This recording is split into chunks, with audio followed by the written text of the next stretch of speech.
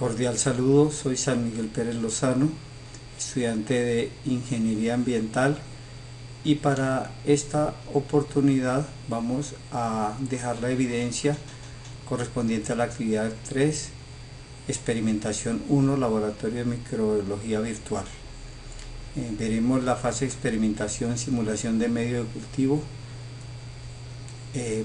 para lo cual se hizo las siguientes evoluciones. Los objetivos. El objetivo principal de esta experimentación es demostrar que en nuestro entorno podemos encontrar un sinnúmero de microorganismos inicialmente imperceptibles a nuestra vista y que, simulando un medio ideal, posteriormente a haber sido sembrados, pueden ser observados dado su crecimiento. De otro lado, con la columna de Winogrodzki nos permite observar las diferentes rutas bioquímicas y la colonización de bacterias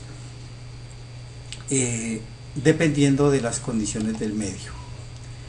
En primera instancia mostramos el medio de cultivo, damos inicio al proceso, preparamos el medio. En 3 recipientes simulamos unas placas de Petri donde preparamos gelatina sin sabor. Posteriormente, y esto para el día 23 de octubre exactamente, sembramos en el primer recipiente una partícula de hongo filamentoso, en la segunda 3 granos de suelo y en la tercera una gota de agua tomada de una charca estancada. El día siguiente estuvimos construyendo la columna de Winogrodzki, el cual tiene varios pasos. Inicialmente en una botella plástica de gaseosa medimos 10 centímetros después de cortarla. Los materiales que utilizamos son hojas secas, tierra, papel en tiras, agua de charca y un clavo de acero. Mezclamos todo esto hasta obtener una pasta compacta. Insertamos el clavo en el centro de la mezcla. Luego sobre la mezcla vertimos agua de la charca que habíamos conseguido con antelación, y por último cubrimos con un papel plástico adherible para dejar aislado todo lo que tenemos allí. Empezamos la observación y una semana después, exactamente el 30 de octubre, observamos un crecimiento y cambio de la coloración en los 3 casos. En cuanto al cultivo, el olor es nauseabundo y especialmente en la caja de hongos es donde se presenta este olor. Esto fue para el día 30 de octubre. La columna de Winogrodzki, 8 días pasados de haberse construido, presenta unos cambios mínimos, no son tan notorios. Empieza a variar la tonalidad del agua y aparece cierta viscosidad en la superficie. Una semana después, aproximadamente, el medio de cultivo, y exactamente para el 5 de noviembre, el crecimiento de las bacterias y los hongos se hace más evidente, dado su tamaño. Los olores siguen siendo fétidos y la coloración se acentúa para los 3 casos.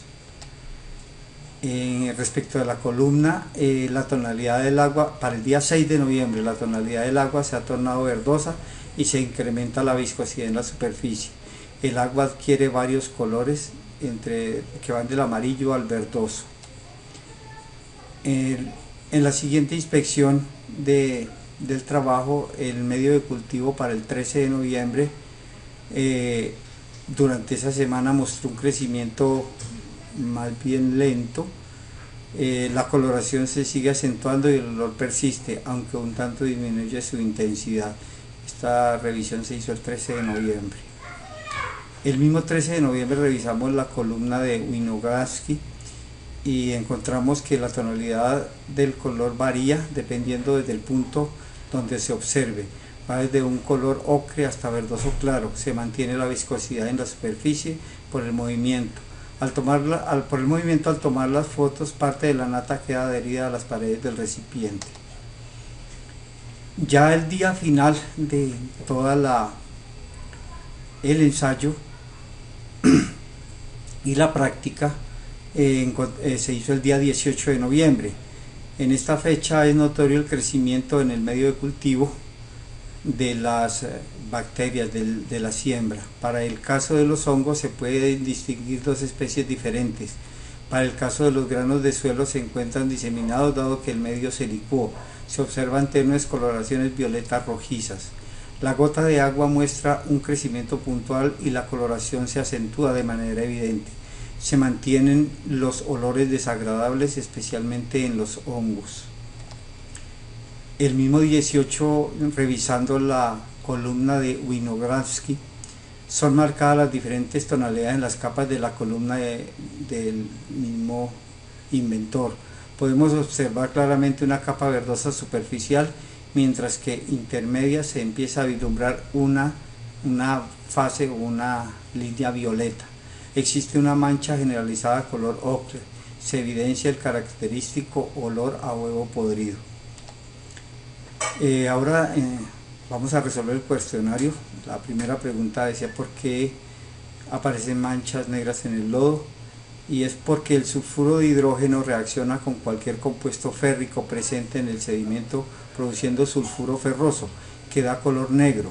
Es por esto que los sedimentos acuáticos son frecuentemente negros. Las zonas superiores están formadas principalmente por cianobacterias que dan una coloración verde, y su principal característica es que se realiza el proceso de fotosíntesis. Esto para la respuesta de la pregunta número 2. Pregunta que cuál es la fase anaerobia de la columna. La zona anaerobia de la columna es la inferior. Allí se encuentran muy bajas concentraciones de oxígeno y en ella se desarrollan diferentes tipos de microorganismos que crecen en condiciones anaerobias. La fase aerobia se encuentra ubicada en la parte superior de la columna y se caracteriza por contener una alta concentración de oxígeno y una muy baja de azufre. En ella se pueden encontrar abundantes poblaciones de bacterias de diferentes clases que generalmente se desarrollan en regiones acuáticas ricas en materia orgánica. La fase microaerofilia de la columna se caracteriza por presentar una concentración parcial de oxígeno y de azufre. En ella se desarrollan principalmente los organismos facultativos y donde podemos encontrar algunas bacterias sulfatorreductores y bacterias fotoheterótrofas. Estas generalmente requieren menos oxígeno del normal del de la atmósfera corriente. El olor a huevo podrido se debe a la fermentación anaeróbica, o sea, sin oxígeno, de materia orgánica presente. Esta sirve de alimentación de los microorganismos. Si no hay oxígeno, estos se alimentan y producen sulfuro de hidrógeno, causante del olor a huevo podrido, lo cual se denomina septicidad. A ver, ¿qué logramos con este experimento? Por medio de este experimento podemos demostrar las relaciones entre diferentes tipos de microorganismos en comunidades mixtas y observar cómo los microorganismos ocupan microespacios altamente específicos, de acuerdo con sus tolerancias medioambientales y sus necesidades vitales, como los requerimientos de carbono y energía. También podemos comprobar cómo se establece un ecosistema microbiano, aplicable por ejemplo a la generación de bacterias sulfatorreductoras acidófilas. Estas bacterias sirven para la producción de sulfuro biogénico.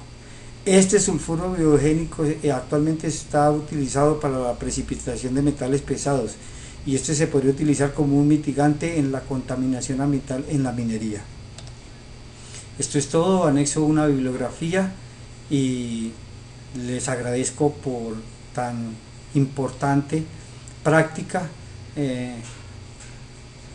de mucho futuro para la carrera como ingeniero ambiental. Muchas gracias y muy buenas noches.